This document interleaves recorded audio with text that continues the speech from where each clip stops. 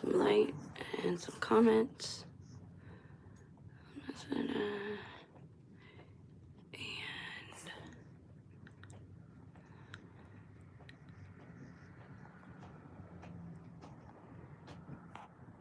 okay, there we go. Hold potentiality. Sorry. Please don't judge today. I'm still not feeling well, so I don't have any makeup or anything like that, really. And sometimes the best thing you can do, people always tell you, go within for answers. Look within yourself. But if you have a chronic condition or if you're not feeling well, sometimes the worst thing you could do is just be inside your own head and body. So this is also a way I distract myself, but I figure if I'm studying, researching, and learning, why not take some people with me? Because I don't get a chance to socialize a lot these days. And personally made echo chambers are not healthy for us. So I'm gonna have to fix my chair again, but before, this is what we're gonna do. We're gonna continue Sinister Forces, a Grimoire of American Political Witchcraft, Book 1, The Nine, that's a mouthful, I apologize, by Peter Levenda. We are in section 2, and we're gonna follow up right where we left off in the last chapter with the following chapter. And I will make a playlist for this book specifically. I do have a playlist listed readings, but I will make one just for this book now that we've gotten into it a couple of times. But before we do that, I want to go over a basic definition and overall, hopefully kind of non-religious related definition to natural law, because I think it's important that when we're talking about certain things, especially with current events in our political system and debates and things of that nature, I think it's, and not just me, philosophers, you know, way back and wiser people than myself,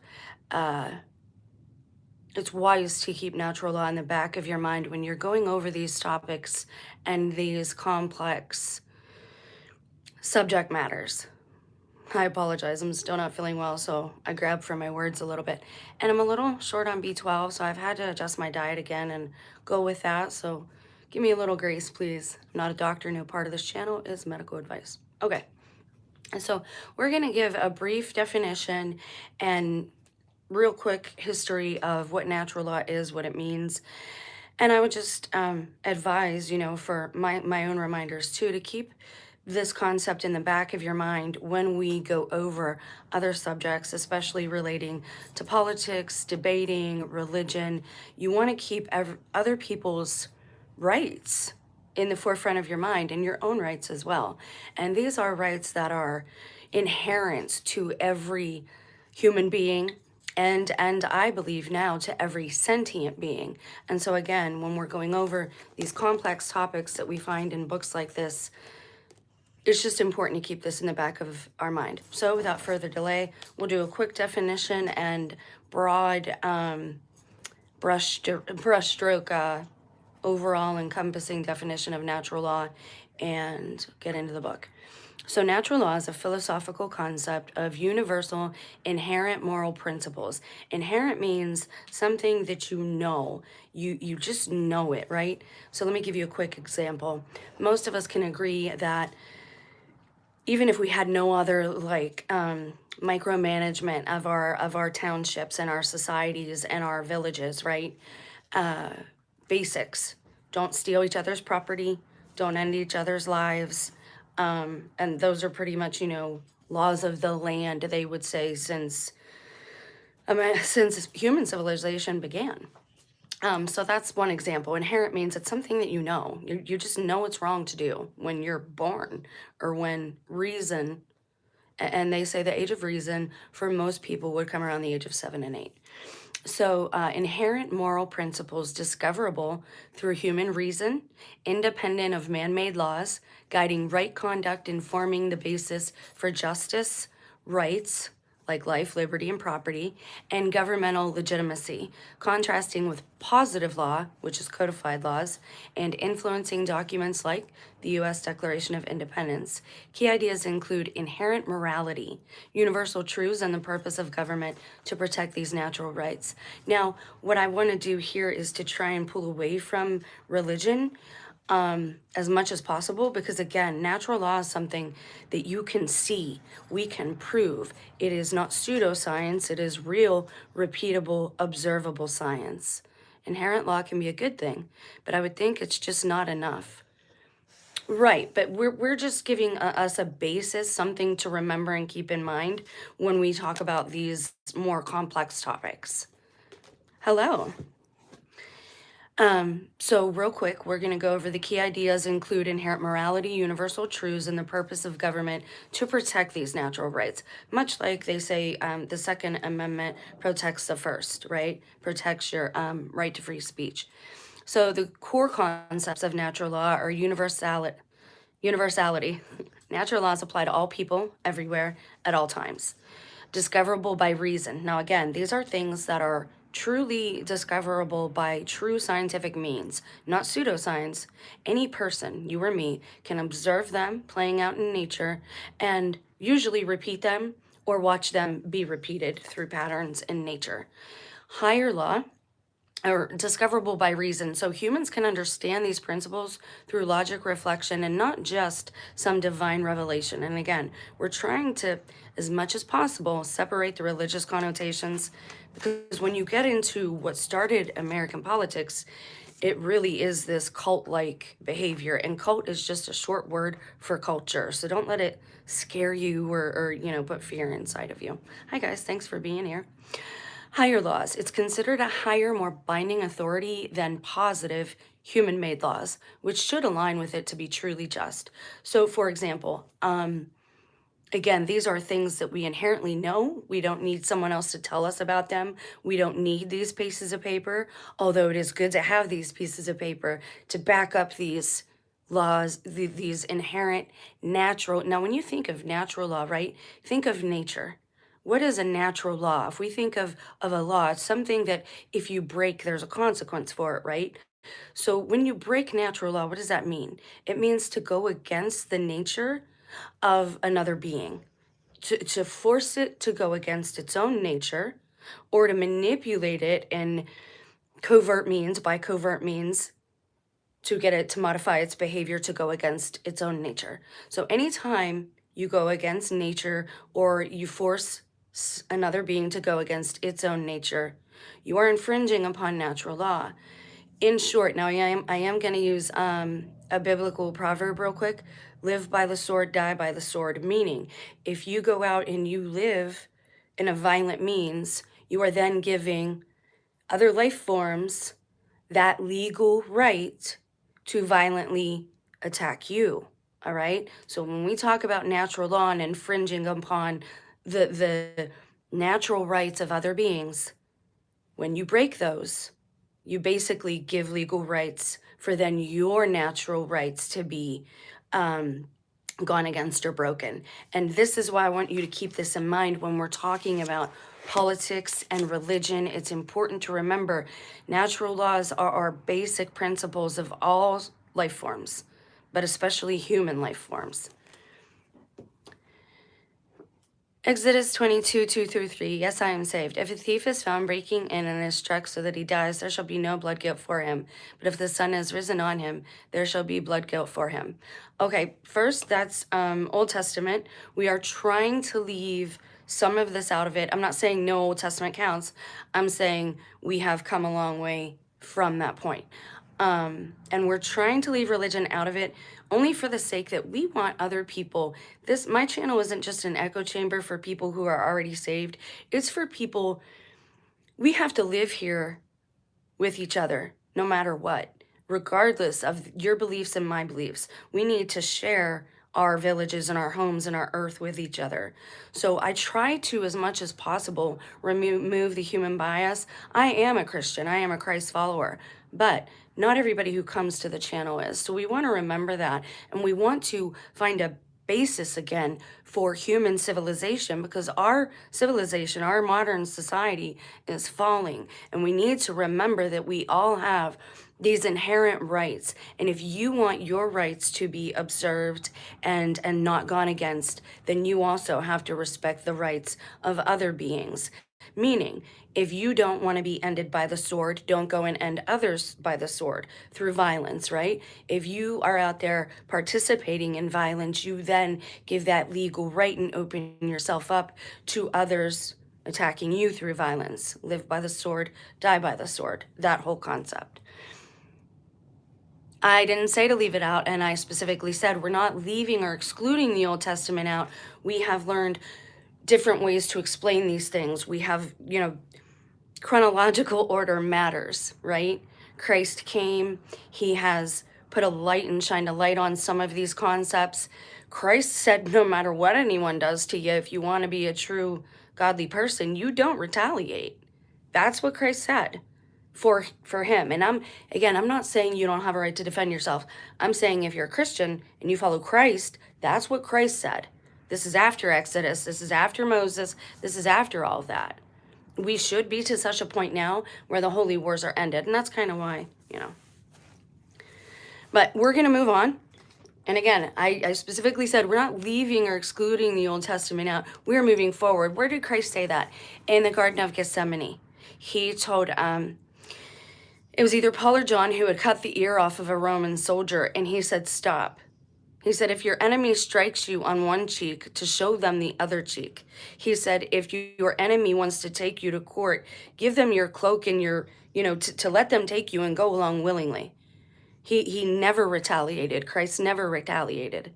Okay, so you have to decide, are you following the Old Testament ways, or are you saved by Christ? Because Christ's way is nonviolence.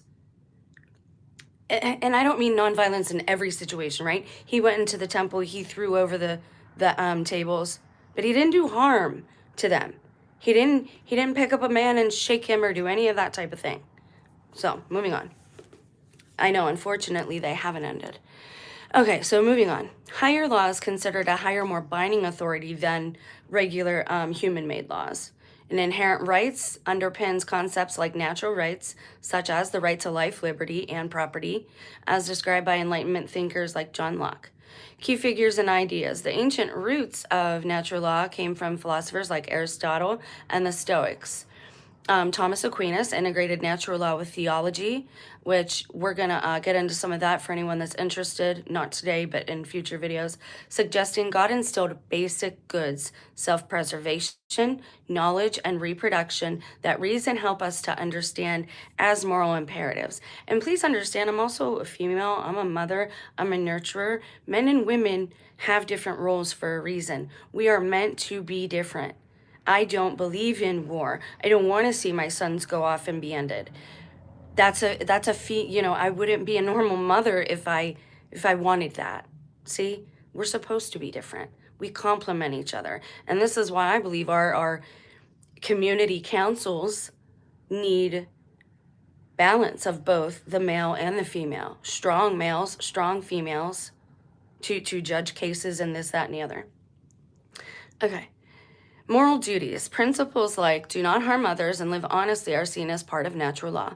The legal foundation influenced the U.S. Declaration of Independence and concepts of constitutionalism, arguing laws must protect your inherent rights. Again, like the Second Amendment protects the First, kind of, that's what they're meaning. Moral check provides a standard to judge human laws, justifying disobedience to unjust or moral statutes. Now, if you're a Christ follower or a godly person, or you want to be a godly person, oftentimes that's what we will say. I go by the law of the land, but if it goes against God's laws, then it is no choice. It's no contest for me. Contrast with positive law. All right, now we're going to go down just a little bit. What is natural law in simple terms? Natural law is an ethical theory that claims that humans are born with a certain moral compass that guides our behaviors. These inherited rules essentially distinguish the rights and wrongs in life. Under natural law, everyone is afforded the same rights, such as the right to live and the right to pursue their happiness. Does natural law believe in God? Only natural law stands quote unquote, between gods and men. It employs human reason and observation, yet it admits a divine creator behind nature, and therefore something inherently normative about naturally given ends. What are the 7 basic goods of natural law? And then we're going to get into the book reading. 7 of the basic goods are life, knowledge, sociability or friendship, play, aesthetic experience, practical reasonableness, and religion. What is an example of natural law? Or of a natural law, sorry.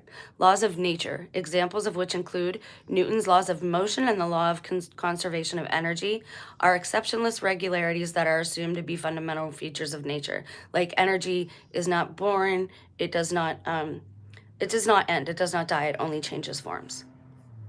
Okay, and what are the 3 types of natural law?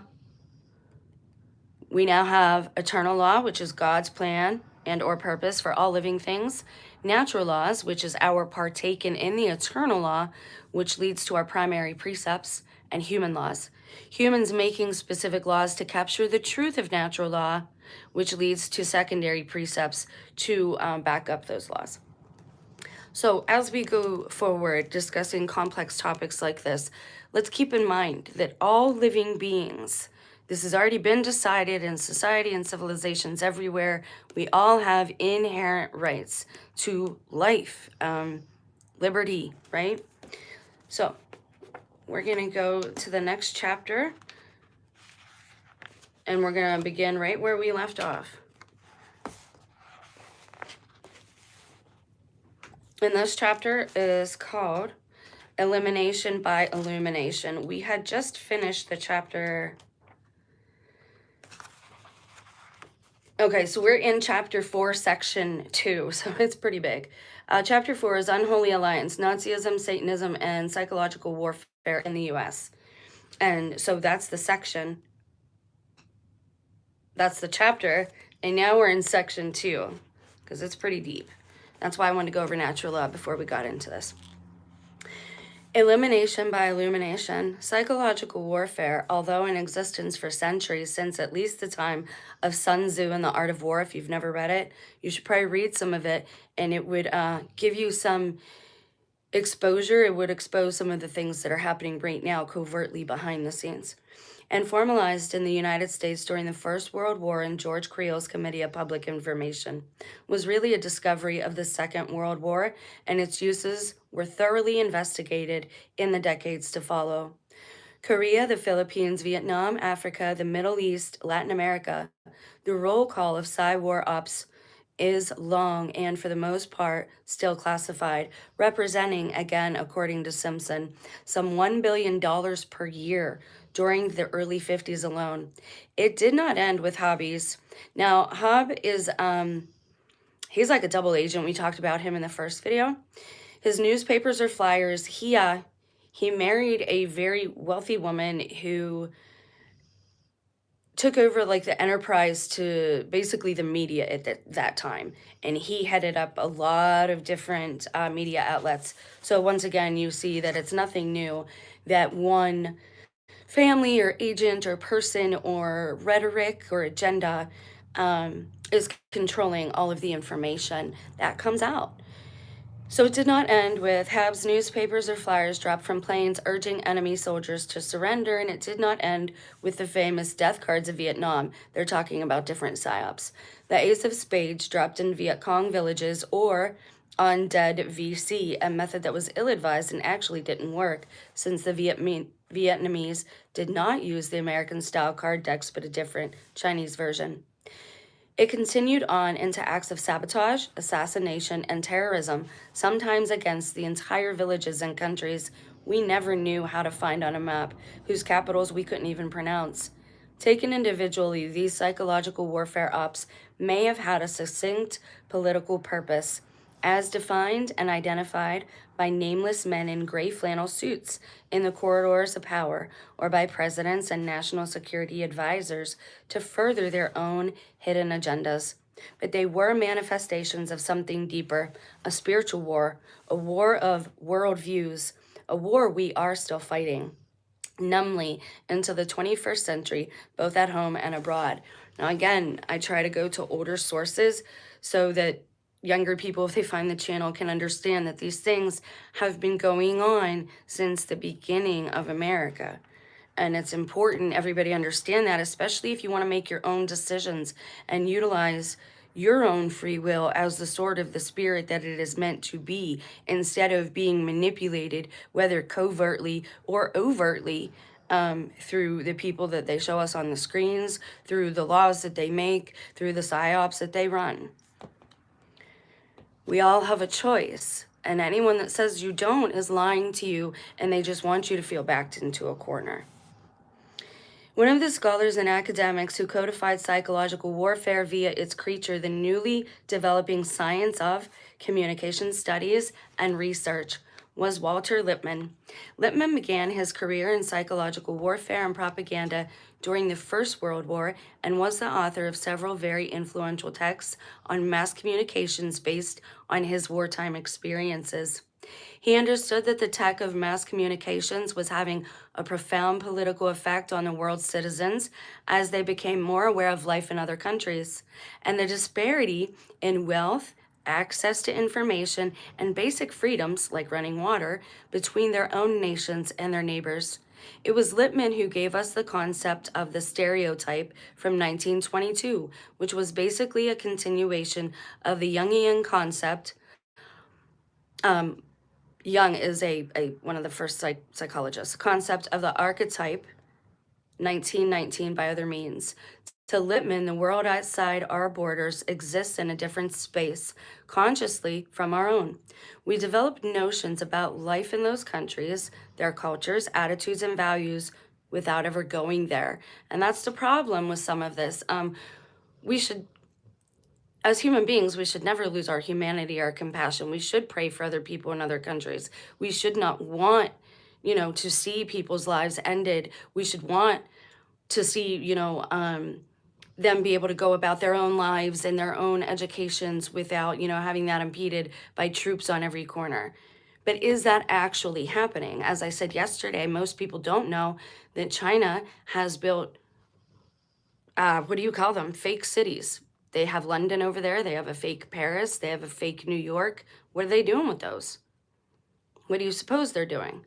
If I was to covertly take over a country, I don't know, by using their underground tunnels so that I was fighting a war below where nobody even knew it was happening, and then I would take over their satellite signals, again, while everybody was sleeping so that nobody even knew, and I would broadcast fake news into them.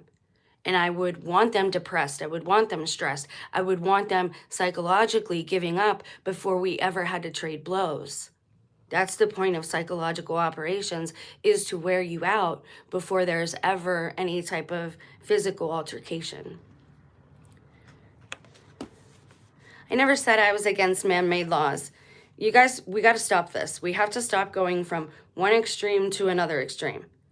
All I said was if there was a law that wanted me to do something that was against God's laws, then I wouldn't do it. I didn't say I was against any laws that already existed. If there was a law that said I had to go end people, I would not do that. Period. I wouldn't do it. It's pretty basic, right? I don't like it when people want to come and this debate culture. You just want to debate. You just want to argue. You twist the things that people say. I specifically, both of those comments, I specifically said, I'm not telling you to forget about the Old Testament. I'm telling you we've evolved since then. We're not there anymore. We have the New Testament and we have better ways, of understanding these concepts. My context was that if there's a law that goes against God's laws and, for example, wanted me to go end other people, I would not do that because that's against God's law. Thou shalt not kill. I would not go do that. Like it's very, we've micromanaged ourselves into all these corners and we've painted all these corners. And just like Charlie Kirk and that whole thing. Well, if you're not with these people, then you're full on against them. And it doesn't have, life is not that life isn't that way, right? It doesn't work that way. I wish we could move on from this debate culture, and it feels like social media and the internet, that's all it wanted to do. Actually, it's the same if you go back to the iteration. I'm not going to argue this with you either. You guys want to justify killing people. You guys want to justify wars. You guys, men usually, want to justify doing these things. You want to justify the bad behaviors. Now, I'm not saying not to protect yourself. Obviously, if somebody is coming after your wife and children, I would protect them if I was a man. But I'm not. I'm a woman. I'm a mother. I don't want to see bloodshed. I don't want to see these people go through, these things. There's no, we've got to move past this, wanting to constantly debate copyright violations. There is no copyright violation because I've not read the whole book and because I add commentary, and that's actually in the description. So it is not a copyright violation because I add my own commentary. You guys better learn the laws. You need to learn copyright laws. Do you think I didn't look at that before I did the video? Because I did. I don't read the whole book. I didn't read the whole beginning. I did not read the whole intro. And I've only read that much of this book. See that? So it's not a copyright violation. I don't know, because I don't know every man-made law. See, you're just wanting to argue. I'm not going to engage. Like, you're just wanting... You people do this. You want to put everybody, you want a reason to go after people in these times. It is the time of persecution. It's the time of covert persecution. You want an excuse for this bloodlust that's in the street. You want the excuse to justify these behaviors. So I just wanted to, wow. Yeah, I want to talk in hypothetics because I don't know every man-made law that's out there. You're just like Herod was with Jesus Christ. You want people to trip up on their own words. You want us to bind ourselves through our own words, which is witchcraft. I'm done. Goodbye. I'm just done. I don't play no more. And again, it's not copyright violation when you add commentary and when you don't read the whole book, which I've not done. I've not even read a whole chapter of it. I'm really tired of people who don't know their own. Like, if you're going to discuss something, you should know what you're discussing. If you're going to report somebody, you should understand the laws that you think that they're violating.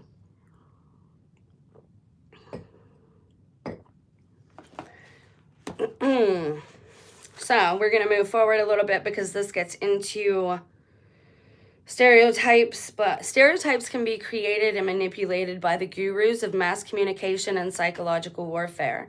Stereotypes are culturally loaded and therefore not value neutral. If you're going to report me and you're going to suspend my account, you better do it to everyone out there who's reading creepypastas, everyone out there who's reading from Reddit, everyone out there who's reading from the newspapers and the media. Like, that's enough. It's only because I'm a female with a smaller channel and an opinion and mind of my own. And that's all it's ever been about.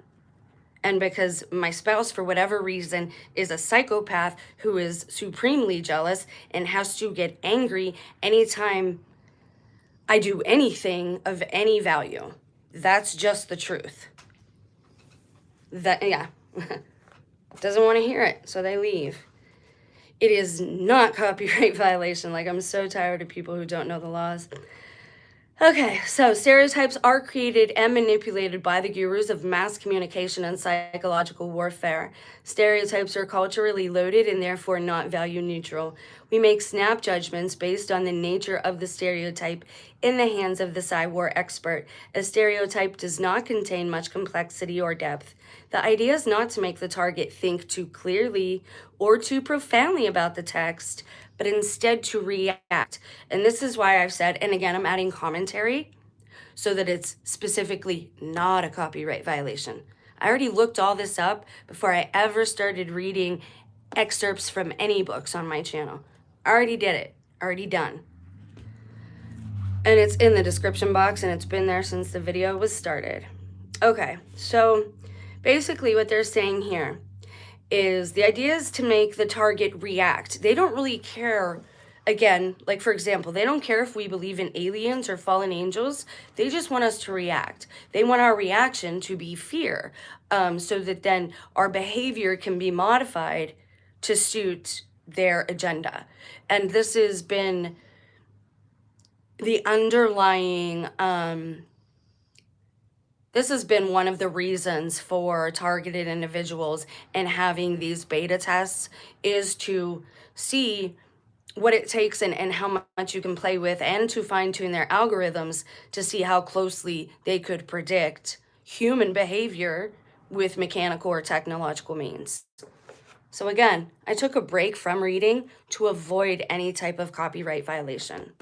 So now we're going to move to another paragraph, because again, I'm not going to read it word for word. That would be a copyright violation. While such stereotypes as Islamic fundamentalists, long-haired hippies, the Red Peril, the ugly American, the evil empire, and others are clearly of specific political nature and are designed to elicit a specific response from the general population, which is being manipulated for specific ends. There are other stereotypes that are more difficult to analyze in political terms. These are more basic to human nature and involve deeper fears and anxieties, even religious or spiritual beliefs. And this is why I said another thing is now is you're seeing this, the media, when the media is actually using biblical terminology and they want you to think it's the end of days, it's because they know, again, they don't care if it's aliens we're thinking or Bigfoot or angels. They just care that we are in a place of fear so that they can manipulate the outcome of our behavior. Meaning, if we're afraid that it's the end of days and we're all concerned that we're going to go to hell if we're not with the right political figure or the right political party, then they can modify our behavior, manufacture and elicit a reaction from us without us even thinking, right? And this is why the problem with having agents on the streets, on civilian streets, the problem with that is because those people are constantly working on their muscle memory, right? They're constantly put in positions of training to save lives, to protect, our country, to protect other countries, to protect assets, all this type of thing. So they practice every scenario until it is inbred in their minds and in their muscles. Much like a pitcher will practice pitching for years and years and years, you practice hitting for years and years and years, so that when you get that pitch or when you get that hit, your body reacts without your mind thinking, right? Muscle memory. So it's the same type of concept here. They want us all to react emotionally to these human interests on the story or on the screen, like Charlie Kirk, like Renee Good. They want us to react so then they can modify our behavior. They want us in a place of fear because obviously it's easier to control us in that way. Okay, so... And now they're saying, one is reminding of the flying tigers of the Second World War, the fighter planes that were painted with huge teeth and jaws to frighten Chinese villagers and rural troops. But it went further than that, much further. United States Air Force Brigadier General Edward G. Lansdale was the CIA's chief operative in the Philippines during the Hulk Rebellion in the 1950s. As such, he was under the oversight of C.D. Jackson and Nelson Rockefeller, who were responsible for psychological warfare ops at that time in the Philippines and other hot spots. It was Lansdale who came up with the idea of using hook belief in vampires, the aswang, against them. The Saiwar squad would snatch a hook in ambush and then kill him. They would make it look like a vampire bite, and then they would drain the body of the blood and leave it where these people would find it so that they thought it was vampires. That's still happening over in Nigeria now. Interesting. Much like we hear about what? Cattle mutilations and things of that nature, right? If you ever watch, and I hate to say it, but if you ever watch a slaughterhouse and how those things are actually done and the precision of some of the torture devices that they use there, like, humans get pretty creative in the ways in which we end other beings. And that is actually not that hard to do. If you understand, like, farming and industrial farming and slaughterhouses and the machines that they have, For example, the cattle mutilations wouldn't be something that was too hard to achieve. Even just like with how the cartel talks about how they're all Satanists and Borderlands, that movie and everything. I have reason to believe that some of that was just a story too, just to scare the people who lived on the border, which I will get into, and I'll show you guys a couple of pictures because we have some more lookalikes in that arena too. You see, I'm adding commentary so that there is no copyright violation.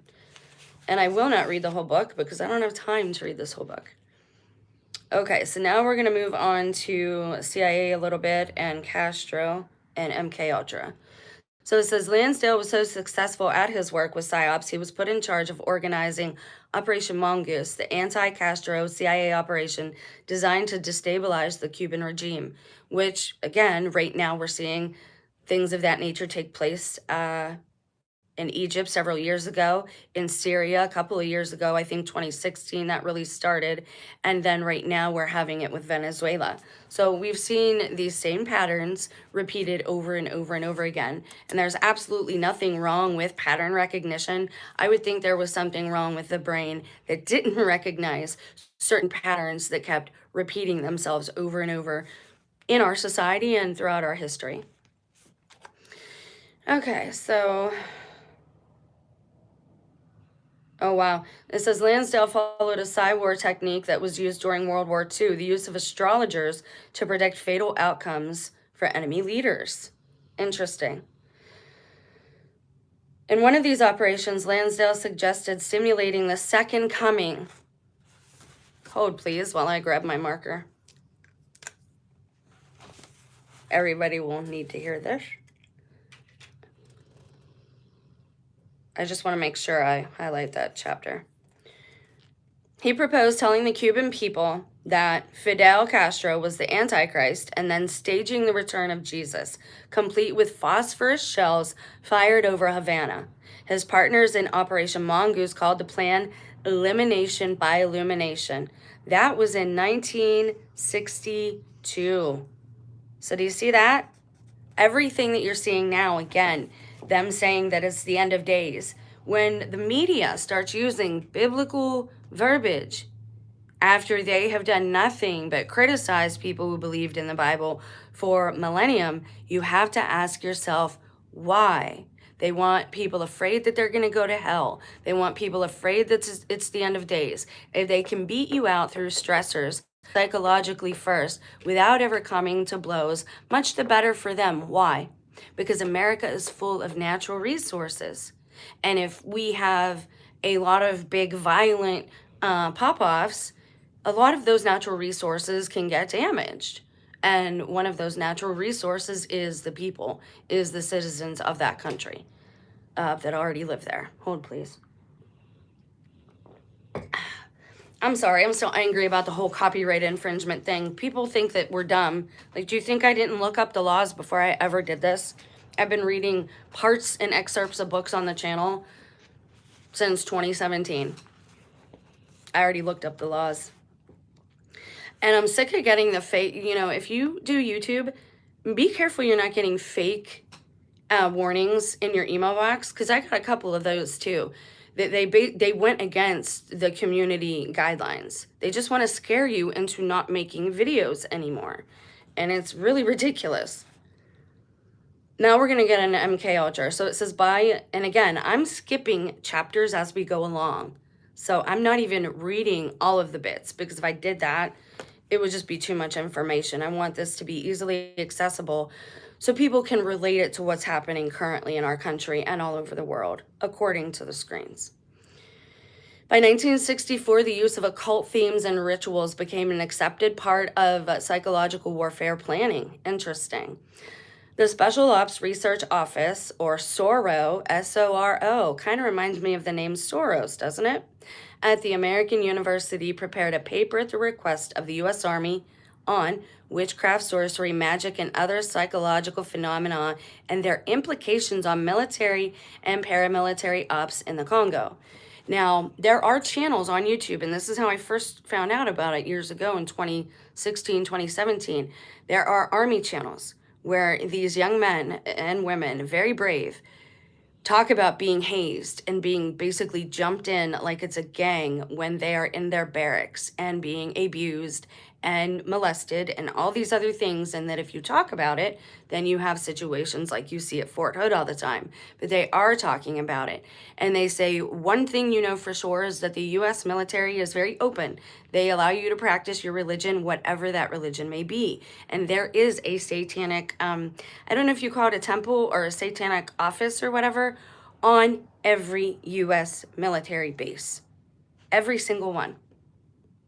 Why do they use a pentagram? Why do police use a pentagram?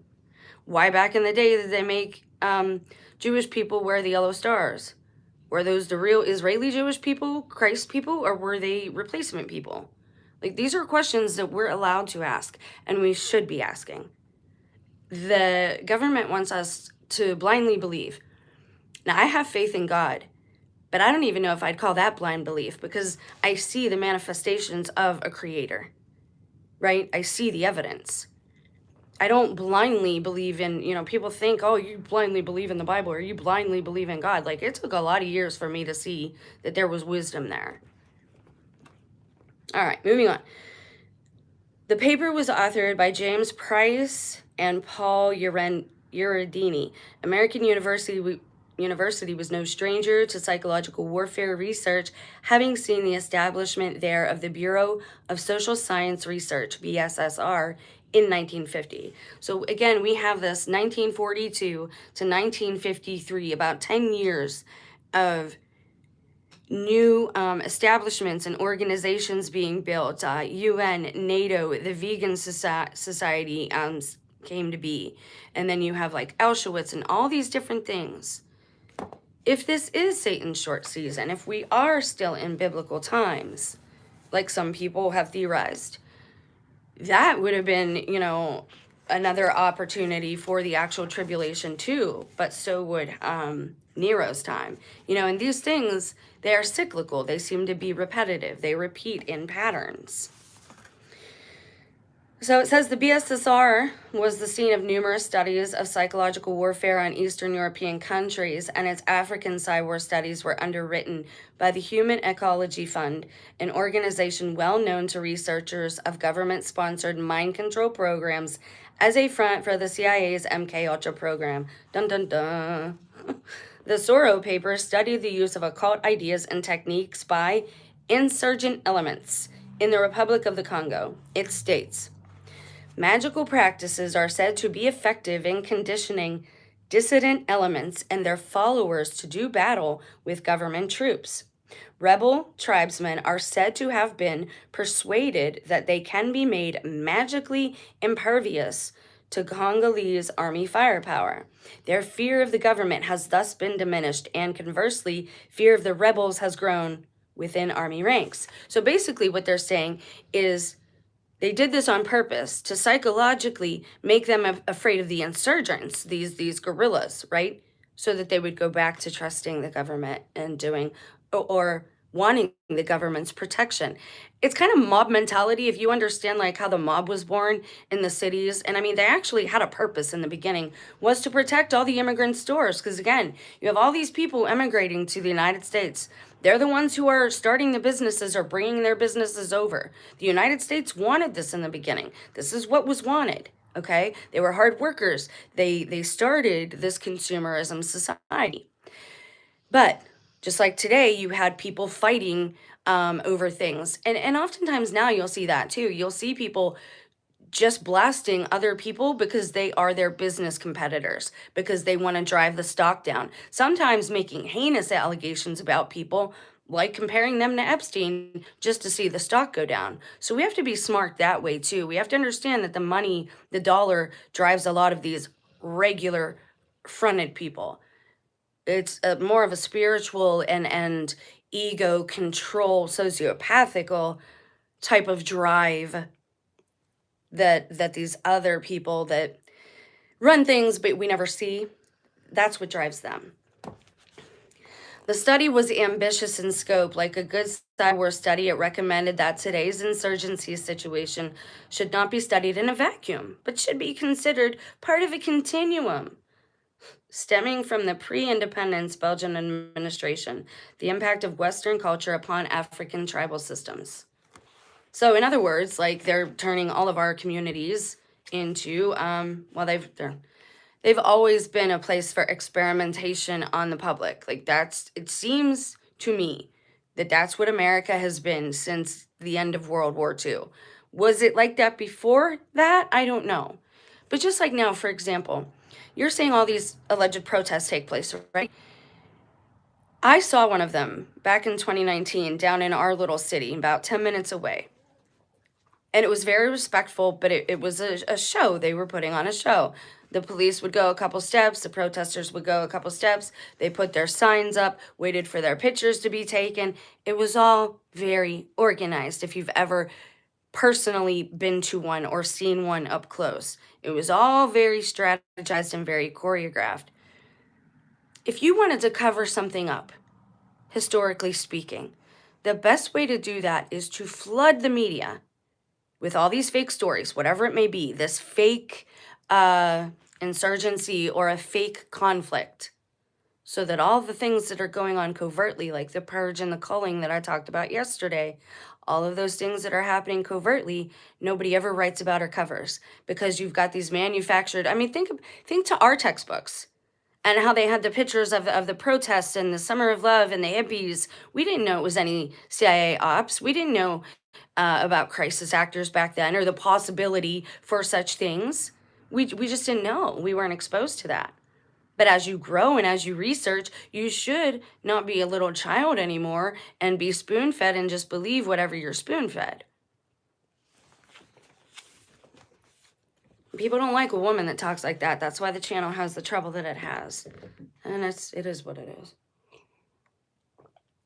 So the section entitled Supernatural Aspects of Present Insurgency Situation could be read as a treatment of the Salem witchcraft phenomenon. So closely the two situations paralleled each other.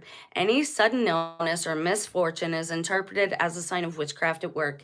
Indeed, there is an important distinction made in the Soros study that even though the villagers may understand that a building was destroyed due to the action of the termites, that it fell at the time it did was a result of witchcraft or sorcery. This is a sophisticated point of view with regard to the action of occult influences on mundane life, and as such comes closer to a modern interpretation of occult forces rather than the older blanket concept, which tended to blame everything on the invisible mechanisms of magic and supernatural powers. And this is why balance is required too, because you could go to one extreme where you're saying all of that is hoodoo voodoo, we can't have electricity because it's witchcraft. You can go to that extreme, or you can go to the other extreme where everything is allowed. But we all know it or should at this point. Just because you can doesn't mean you should, right? So again, this is where this balance comes into play. There goes my squirrels. All right. In the end, the study admitted that beliefs in witchcraft and sorcery were virtually endemic to the Congolese tribes in spite of 500 years of exposure to foreign influences, and particularly to Catholic and Protestant missionaries in the past 100 years. Absolutely. Ironically, it was the very attempt by Belgian authorities to eradicate the more lethal forms of occult belief that contributed to the growth of witchcraft. They had banned the use of the poison test, an ordeal by which a person suspected of witchcraft is given poison to drink. If he survives, he must be a witch. Let's hold there, because let's talk about, okay, if you're a Christian, and this is what makes me angry about some fundamentalist beliefs. They don't believe God is active anymore, right? So if you pray for somebody and you fast and you do all the things and they get healed and cured, but it wasn't Western medicine, they blame a demon. You can't have it both ways, okay? You can't say, the book also tells us that people who have the Holy Spirit of God are able to heal. So why are we saying it's demons? This is the problem with the book like the Quran and the Bible. The problem is very few people actually read it. They don't read the whole thing. They're brought up in the church. They want to go be a pastor. Their dad's a pastor. They're going to be a pastor. Are you reading it yourself? You just hearing what other people read? Are you understanding and transliterating and all these other things? Because there's also a verse in the Bible that says, My children, God's children, shall handle snakes and may be bit, but shall not be harmed. My children may drink of poison or eat of poison, but they shall not be harmed. But then you have these same people that are allegedly Christians saying that you're a witch if you survive poison. Do you see how what I'm talking about, this replacement theory? You have the bad guys take the place of the good guys, and then they say all the things that are really good are bad, and all the bad are good. Evil is good and good is evil. I hope people are starting to catch on to all these contradictions and double-mindedness, because you got a whole lot of people out there manipulating the masses because of religion or because of politics, and they don't even know what they're talking about. And these little inconsistencies in these channels and these motivational speakers, that should prove it to you. That they don't even know most of the time. They're just as lost, we're all kind of lost here. We have to do our due diligence. We have to research. We have to study. So now, as a result of all this, many Africans feel that Western political systems, such as the modern state, have aligned themselves on the side of evil because, from their standpoint, the civilized elimination of traditional control measures work to protect witches and sorcerers from retaliation by their innocent victims. The African man in the bush is, therefore, much more at the mercy of those who wish to harm him by supernatural means than ever before. He thus tends to rely more upon the witch doctor who, in the absence of the poison ordeal and other drastic sanctions, provides the main source of protection from evil. So again, it's which we see a lot in man-made societies, it's choosing the lesser of two evils. This is why I don't participate in some of the systems here, because I'm not going to choose the lesser of two evils. For my conscience, that's something that I can't do. I'm not judging you, and I'm not telling you not to do it, but we each have our own choices to make, right? Okay, so we're going to skip the rest of that chapter for anyone who wants to make a copyright complaint again, because again, you have to read word for word without taking a break, without adding your own commentary, for it to actually be copyright infringement. Why don't they say positive vibes instead of negativity to control, right? Right, because many are easily controlled by the threats, right? And I've often wondered that myself, because a happy employee is oftentimes a productive employee. So if you want a civilization of productive people, why are you always bashing us into the ground? And that's when you realize it really is spiritual warfare, that these people don't care about life. In fact, like I talked about in yesterday's stream, they want to control the population. They want to end life. They want to trade blood as a currency because they think it will give them power. They got so lost in these delusions. And yeah, there is a demonic element, and yeah, there is energy, and there is a type of sorcery. But all of that stuff, usually, like if you look at these people who say they practice this stuff and who are open about it, the older they get, the worse the condition of their bodies and their minds, and they can't hold a conversation. They're not worrying about their hygiene anymore. They start to exhibit physical illness, on their skin, and like things get bad for them the later on in life it goes. I mean, look at, what was his name? The bald guy that talked to Lamb or whatever. Not LeVay, the other one. I always forget his name, and I always have to ask other people. I never remember his name. Okay, so we're going to skip the rest of this chapter because it just gets on to more of that politics. We're going to go to the spiritual warfare section. Now it says, for instance, there was Operation Wandering Souls. That's a new one for me. The Vietnamese, as many others around the world, fear being buried in an unmarked grave. Oh, so again, this is, we're going to talk psyops, using somebody's culture against them. This is so sad. This may have something to do with the Chinese influences, of course, since China was a nation of ancestor worship, and there is a holiday every year in which dutiful Chinese visit the graves of their ancestors and burn incense. I mean, is that worship, though? We're supposed to honor our parents. It doesn't say only honor them if they're alive. This practice is so important, in fact, that each year Hong Kong must contend with entire hillsides set on fire by the joss sticks and quote-unquote hell money burned on the grave sites amid very dry vegetation. No, see, that's not good. The author once drove from the new Hong Kong airport to the city during this season, and the flames which covered the hills and looked like the worst of California brush fires had reached the highway. Wow.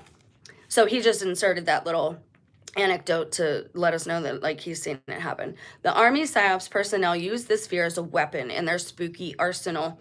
They broadcast eerie sounds and spectral wailing at night from helicopters in an attempt to make the villagers believe that they were the ghosts of the dead VC, searching for their unmarked graves and desperate because their families could not find them. Wow, that's really sad. That's really disappointing that we do things like that. On May 10th, 1967, the Joint U.S. Public Affairs Office, JUSPAO, Saigon, issued their policy number 36, the use of superstitions and psychological operations in Vietnam. It is a short document, no more than 4 pages, and begins. In accordance with U.S. mission directives, this is mission psychological policy and guidance and is to be implemented as pertinent by all U.S. elements in Vietnam. The document goes on, a strong superstition or a deeply held belief shared by a substantial number of the enemy target audience can be used as a psychological weapon because it permits, with some degree of probability, the prediction of individual or group behavior under a given set of conditions. This is what I think is going on with the cryptid stuff that's in the national parks. I'm not saying we don't live in kind of a spooky place and there isn't stuff going on with genetics. I'm not saying that at all. But I'm saying usually the answer is a wheelhouse. It's usually more than one thing. Let's say somebody wanted to take over America. Let's say the best way to do that would be the underground tunnels that are already here, because then you're not going to ruin the natural resources or the daily civilization that's not happening. And by the time somebody figures it out, it's already going to all be taken over. So let's say that you decide to do all of that, right?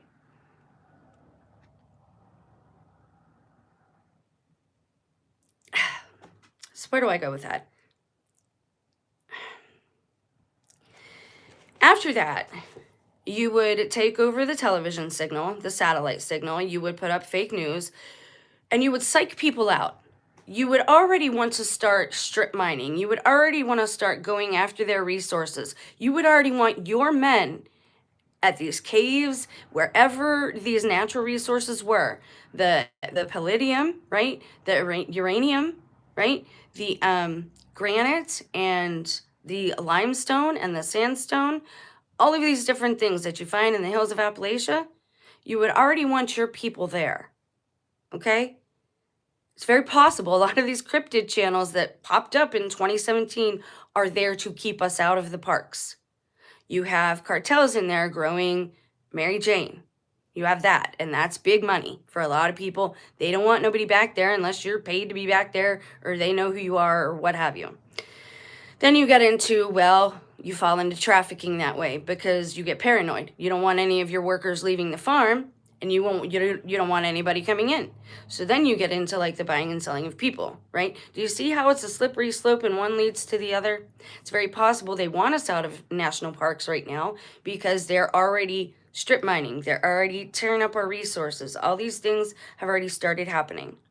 This is why so many, have you looked into how many people have been newly missing people there have been since 2017? How many of them are military and were doing just regular civilian hikes? They were on furlough or whatever. How many are were respiratory therapists? It's crazy if you look into it, like the types of people that have been disappearing the last several years in the national parks. They're not all just regular, undesirables. Some of them are really desirable people that other people wouldn't mind having in their, society. Moving on. Right. This is, okay. A strong superstition or a deeply held belief shared by a substantial number of the enemy target audience can be used as a psychological weapon because it permits, with some degree of probability, the prediction of individual or group behavior under a given set of conditions. This is about as clear and concise a definition of psychological warfare principles as any. It is also as cynical. While this document was prepared for military actions in Vietnam, the same concept, using a quote-unquote deeply held belief as a psychological weapon can be ported from the third world and used anywhere, no matter what the quote-unquote deeply held belief, fundamentalist Christianity, Mormonism, Buddhism, etc. A further example of the cynicism in which this program was spawned can be shown in the following paragraph. In summary, the manipulation of superstitions is a delicate affair. Tampering with the deeply held beliefs, seeking to turn them to your advantage, means in effect playing God, and it should only be attempted if one can get away with it, and the game is indeed worth the candle. Failure can lead to ridicule, charges of clumsiness and callousness that can blacken the reputation of psychological operations in general. Now, I don't think there's any chance of people's opinions of psychological operations being any worse, or more blackened, as they said. Is it a weapon to be employed selectively and with utmost skill and deftness? There can be no excuse for failure. Where did the Army PSYOPs people draw the line between religion and superstition? Were there any more successful than, for instance, James Fraser or Claude Lewis-Strauss or Marcel Mauss? By playing God, what effect did they have on the lives and belief systems of the civilian populations in the target countries? Suddenly, it seems as if there is a dialectical change from the Soro report on the Congo mentioned above to the Jusbao policy memo for Vietnam. Do it, the policy memo seems to say. Just don't get caught. And whatever you don't damage the reputation of psychological operations in the process. And this is what a lot of people don't talk about. I don't know why this is glossed over in the Kennedy speech, and I've not been, certain things I saved and they disappear. They don't anymore, but they did for a long time there. The Cuban Missile Crisis. I'm sorry, I'm trying to remember the information I want to tell you. The Cuban Missile Crisis. One of the things that Kennedy did not want to happen was for psychological warfare ops to happen on American soil. He had said no to that. And that's what he was leading into exposing all that when he talked about secret societies. Everybody thought that it was about the secret societies, that was the big thing. It was about psyops. He did not want any of these things taking place. They had already approached him. He already knew what was going to happen. They already probably knew the first, next following decade of what they would have planned, speaking of psyops. And he was against it. And a lot of people just gloss over that fact. And again, it's something that they don't come right out and tell you that in any of these biographies. You have to put the information together and think critically yourself, I get tired of explaining these adult concepts all the time. And no offense to anybody. It's ridiculous how many folks are still so clueless. I hope that it's all bots. I really do. I have such hope for our generations, but even as a youngster, I knew, you could see the writing on the wall when we were kids, that there wasn't much of a future because things were already starting to crack and fray. Okay, it says, where the superstitions of friendly forces and populations are concerned, PSYOPs personnel will assist commanders as required or called upon in devising indoctrination materials, familiarizing troops with these beliefs, and counseling respect for and sensitivity to local beliefs and traditions. There might not be any records of it, but this is also what was done to the Native Americans who were already here. Think about, war is greatly psychological in nature before it's physical, in every war, right? You want to psych out your opponent. Sports is the same way. I think a lot of this is bred from our competitive society. And is that something that is part of our nature, human nature? Are we genuinely that competitive and want to be against each other and struggle like that? Or is that something that's been nurtured into us since the Greek and Roman pantheon days with Mount Olympus? And we still have these arenas today. Now there's no longer Christians and Lions in them. You have the 49ers and the Cowboys. Do they play each other? I don't know. Sorry if I got that wrong. Moving on. Okay, so we're going to move to a new chapter over here because that gets into a couple other more about Vietnamese. We're going to move a little forward to more current times. It says, Somehow search for the story behind the murder of young Marina Hubb in Hollywood in 68 led to her father. So this is when we're talking about the Black Dahlia.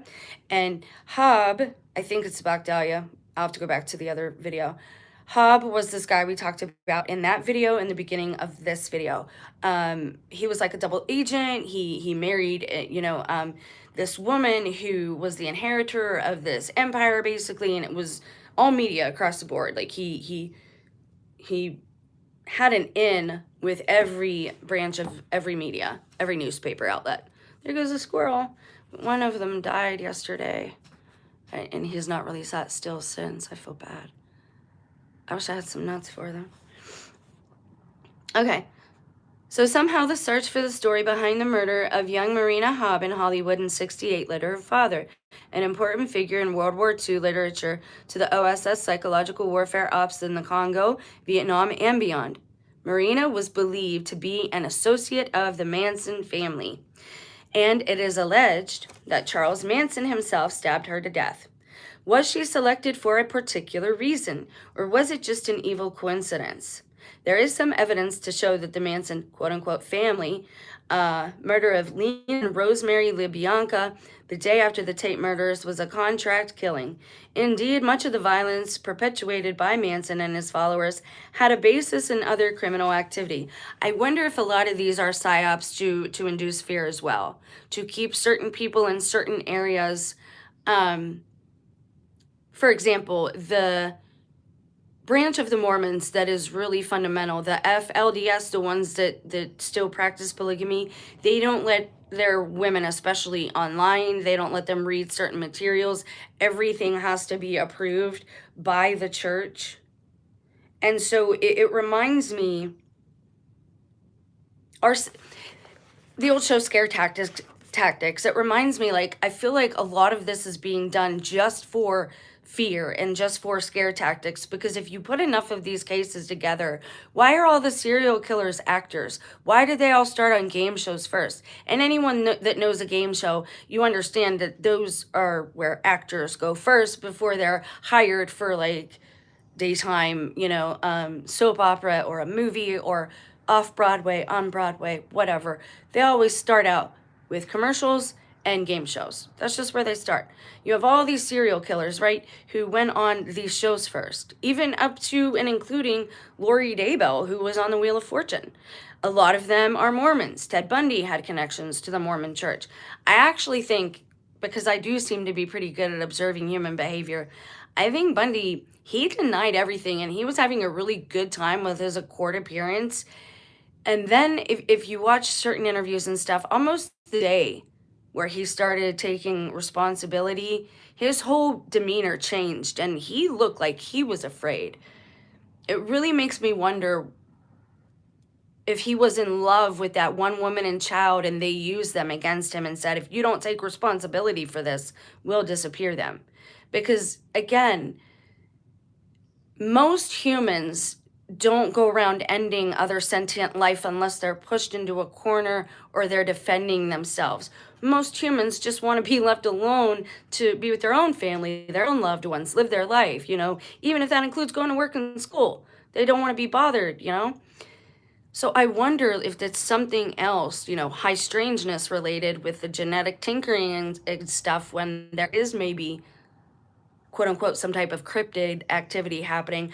I wonder if there are still relatives of the Canaanites, and they make people like Bundy and Manson and whatnot take the credit, right? Because they're hiding something worse that people would be even more afraid of. And we've talked about that, on this channel and other channels, about the Canaanites, about the relations to the Rephaim and the Nephilim. But that's one theory I have. I'm not saying it's close to right or anything like that. I'm just saying there's something going on here, because they're always all actors to begin with. They're always all people who are already actors, and for whatever reason, like the Mormon church, some Jehovah's Witnesses, some Catholics, you'll see a lot of like Mark Wahlberg was convicted of manslaughter, then he became a Catholic. A lot of the Hollywood people are Catholics too. So you see these same patterns repeat themselves, right? And again, it's usually the extremists. It's usually people who get into, feel like they're backed into a corner and they have no other choice, but they start with like this fundamentalist extremism. I don't know how else to say it because I don't want to make blanket statements and villainize any one group, because that's never the point of any of my videos. Okay, so it says Manson does not fit the profile of a serial killer, and indeed his crimes do not fit that pattern at all. A serial killer would not have missed what happened at the Tate household. He would have went. And not just follow or send his followers. If he was somehow responsible for the ending of his uncle, Darwin Scott, that can be laid to a family grudge going back to his childhood in Ashland, Kentucky. Now, they talk about Ashland more too. There's a whole chapter in these books where they talk about something that went on in Ashland that they think started and perpetuated the cult that we now know as politics. We call it politics today. I mean, you don't have to believe me, but politics is its own religion. Like, it's its own entity. And this is why I try to show people, like, if you read the bullet points for the definition of what a cult is, politics falls into that too. So I think we should all be very careful with getting swept away in this reactive behavior like we were talking about earlier in this chapter.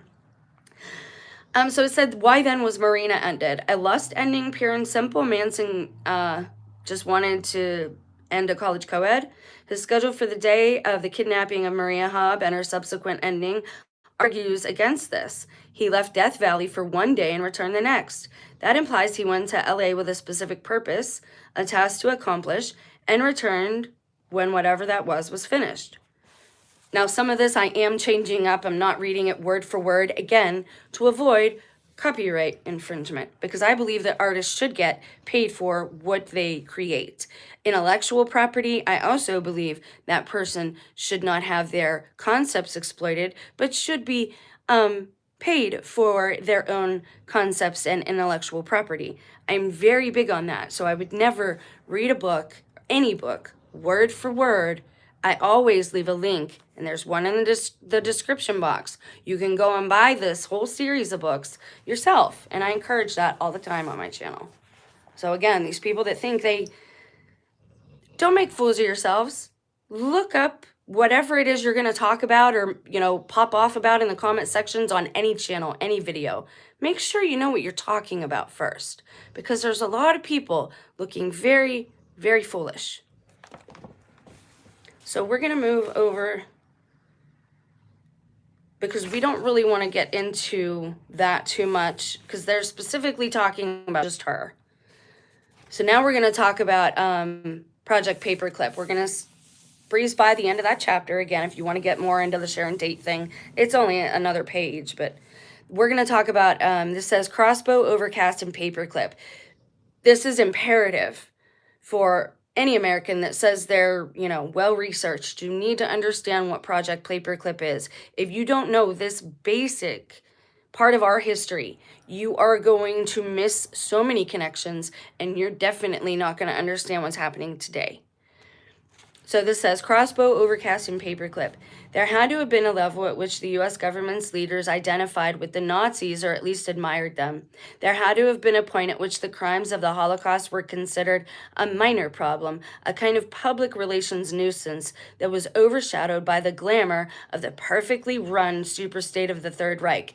He's being facetious and sarcastic, in case you didn't realize. That's why I changed my tone.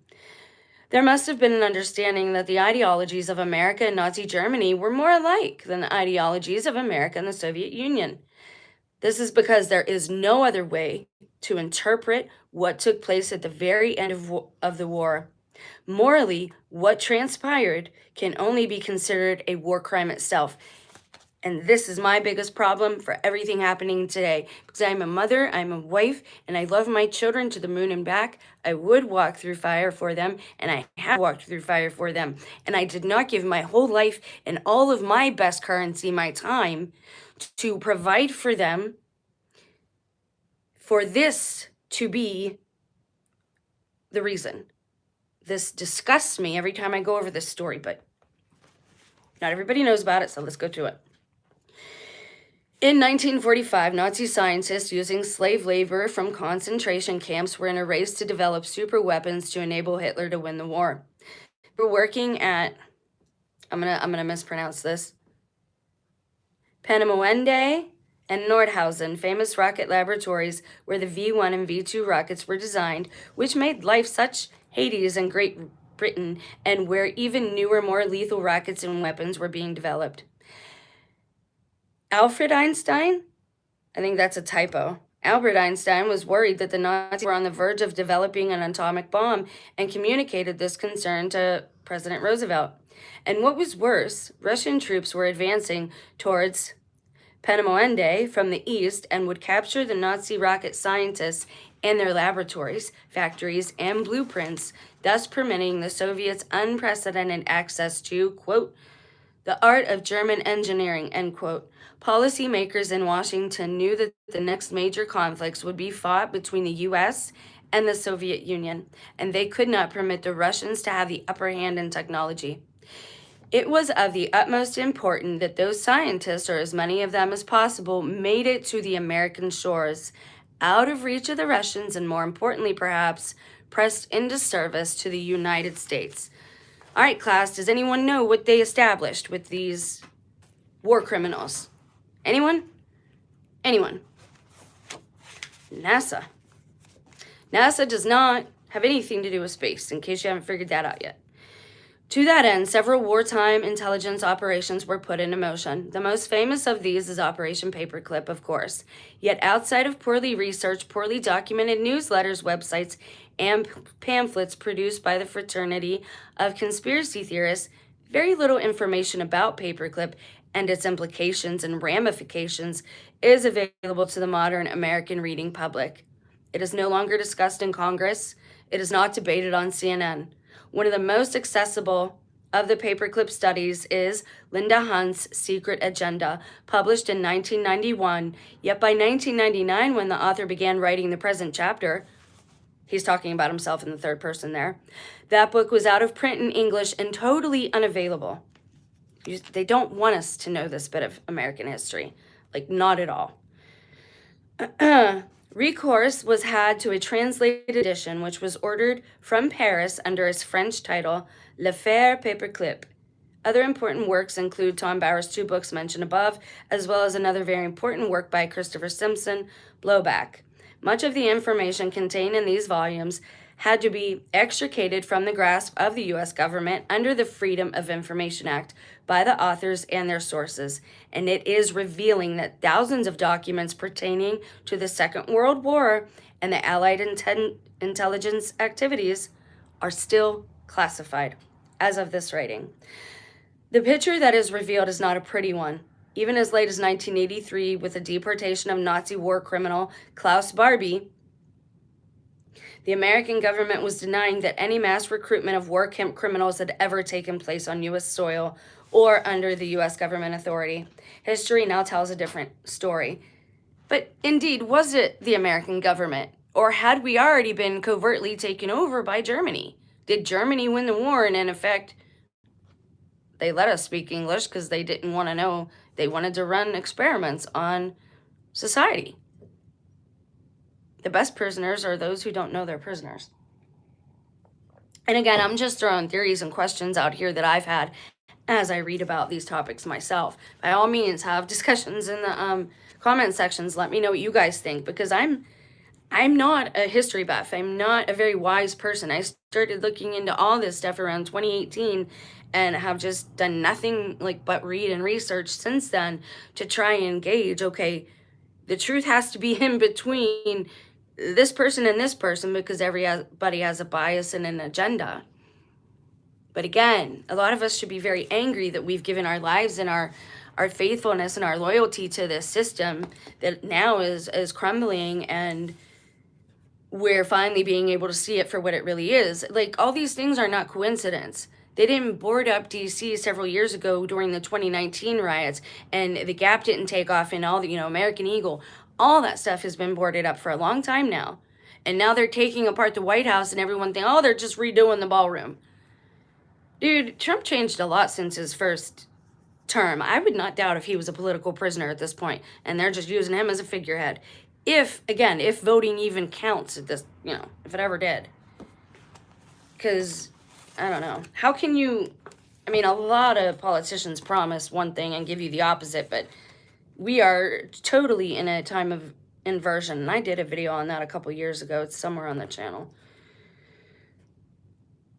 Okay, so most people who have heard of Paperclip assume that it was a program to bring Nazi scientists to the US to assist the space program, a concept that is partially true. There was much more to Paperclip and to subsequent Nazi recruitment than rocket science. Nazi medical personnel were also recruited, as well as psychological warfare experts, and with the Gehlen organization, spies, assassins, and saboteurs. Some people say today crisis actors. They used to call them agent provocateurs. There have been ads in the paper. If you don't believe me, start looking on Craigslist. Start looking in the want ads. They put out for a building that was going to be on fire, and I actually think it was what happened in Las Vegas. There were a bunch of ads that went out, because I watched YouTube way back then. There were a bunch of ads that went out, and it literally said crisis actors wanted to play a part in someone fleeing a building that's on fire, this, that, and the other. And then not too long after that, you saw this thing in Vegas take place. I wouldn't disagree with you. If it is him, it's either very old footage or it's a droid. And I actually have I know that's HighStrangeness. I'm going to do a video on that, but saw those ads too. Yeah. Oh, it's all just so, it's, and I don't mean to smile like to be like, oh, this is good stuff that's happening. It's just you get to the point where you don't know what to say about any of it anymore. You just don't know what to say, right? I would agree with you. And we're going to actually, I'm going to do a video on Disney World. Anyone that's interested and you want to do that video, watch the channel, because I'm going to do it on the laptop. So you guys will have to be like aware that it's coming, because notifications never go out when I go on my laptop. It is laughable. I agree. I hope you've been well. I haven't seen you around. I can understand not wanting to comment a lot on my channel. It's okay though. I hope you're doing well. Okay, so let's finish up this little part about Paperclip, and then we'll end this video. And I still want help with that one dream. I might do a video upload about my dream that I want help interpreting. But I do want to do that Walt Disney video. And I've been talking about Disneyland for a long time. And now they're starting to find bodies there and stuff. And since the start of this channel, I've told you how there's something going on with Disneyland, and how Disney once said, so, I don't want to quote him exactly, but he said something like, if you know how Disneyland operates, then you know how society operates, or how it's set up, or something like that. It was very bizarre. And they're very strange about their animatronics. They don't want anyone taking video or pictures of their animatronics when they break. Why? Like, they went over after this guy's camera because the one was like glitching or whatever. And they were like, no, you can't. Like, they were really serious. They hunted this guy down and like took it out of his hand and stuff. Very bizarre stuff there. Very bizarre. So again, this is why I try to talk about the superficial, like the psychological operations and stuff, but also the deeper, like, spiritual motivation. I'm feeling better, yeah. I'm still kind of funky, you know, but January's always been that way with me. You know, you've been here for both channels, I think. It's so nice to see you. I'm so glad I still have regulars that show up every now and again. It's sweet. All right, so let me finish. How much more is left of Paperclip? Oh, a lot. We're at 83. I am going to end this video. Watch for a possible upload about my dream, because it's a recurring dream, and I would like to know what somebody else thinks about it, because I'm starting to see these places, like they're actual places that I've dreamt of, which is very weird. So we're going to talk about that. One of them is actually a beach on California. So if you want to help me interpret my dream, watch for a regular upload on that. And then watch for a live stream. I will put out a notice for it maybe first about Disneyland, because I want to actually like pull up the Disney maps and stuff and do like a virtual exploration of Disney on my laptop, so you guys can like join me for that.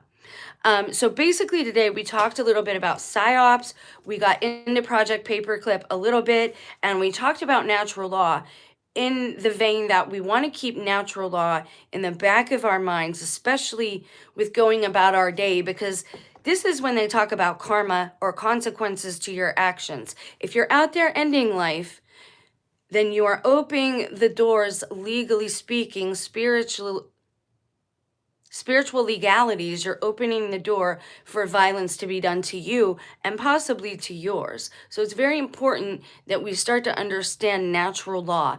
And you don't need a theological certificate. And you don't need to be a religious seminarian. Natural law is something inherent to all humans. So it's something that I think we should, it's a good place to meet at, no matter what gender, religion, race, ethnicity we all are. Natural law is a good meeting place. All right, so thank you so much for being here. I appreciate you being here. Remember, if you're going to report somebody or you're going to make comments about something, at least try to make sure you know what you're talking about first. I've been very careful on this channel not to participate in any type of copyright infringement because I am an artist myself. People have exploited me, they've taken my stuff, they've sold my stuff. I don't go for that, and I would not do that to somebody else. As long as you are adding your own commentary, and as long as you are not reading word for word an entire book, it is not copyright infringement. And I would not have started reading books on this channel if I hadn't already looked into that. So, let's all stop looking like fools and research first and educate ourselves before we get into a debate or a conversation. Let's understand what we're talking about. You guys have a blessed day. Thank you so much for being here, and we'll talk more. Bye, guys.